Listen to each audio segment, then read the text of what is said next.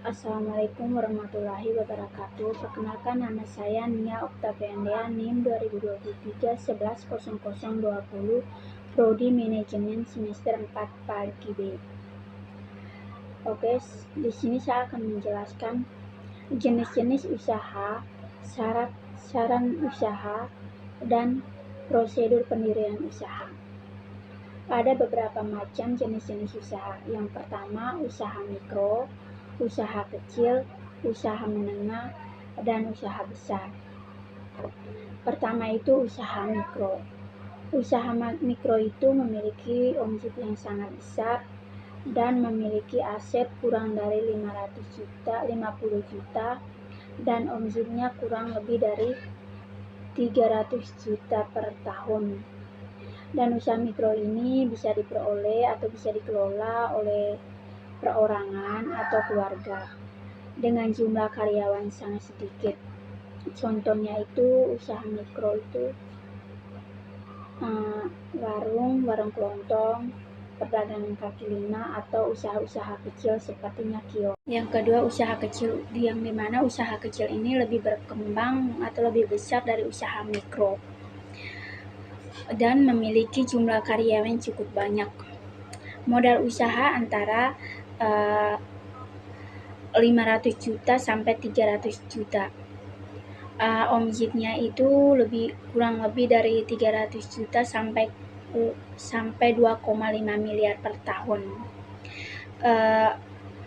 Usaha kecil ini mulai menggunakan teknologi sederhana, biasanya berbentuk badan usaha seperti CV atau usaha perorangan. Contohnya itu usaha kecil, contohnya itu usaha sembako yang sangat besar, terus salon kecantikan, atau yang ketiga usaha menengah, usaha dengan skala yang lebih besar, memiliki sistem manajemen yang lebih baik dan bisa mencapai pasar yang lebih luas. Usaha menengah ini memiliki aset 500 juta sampai hingga 100 miliar dan memiliki omset tahunan itu antara 2, miliar sampai 50 miliar per tahun. Usaha menengah ini tentu memiliki banyak karyawan, dari 50 sampai 100 karyawan. Usaha menengah ini tentu sudah memiliki izin usaha dari PT. Contoh usaha menengah itu yang pertama itu pabrik usaha produksi makanan atau minuman. Yang keempat itu usaha besar, yang dimana usaha dengan skala nasional atau internasional, memiliki aset yang besar, banyak, dan juga memiliki banyak usaha yang banyak cabang dan sistem manajemen yang kompleks. Modal usahanya itu di atas 10 miliar dan omset tahunannya itu 50 miliar per tahun. Usaha ini memiliki ratusan hingga ribuan karyawan, biasanya berbentuk PT dengan saham yang bisa diperjualbelikan. Contohnya itu PT Gudang Garam, terus PT Indofood, CBP, Sukses Makmur.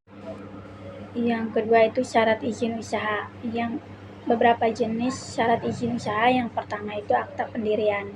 Yang dimaksud dengan akta pendirian di sini adalah dokumen yang dibuat saat pendirian perusahaan.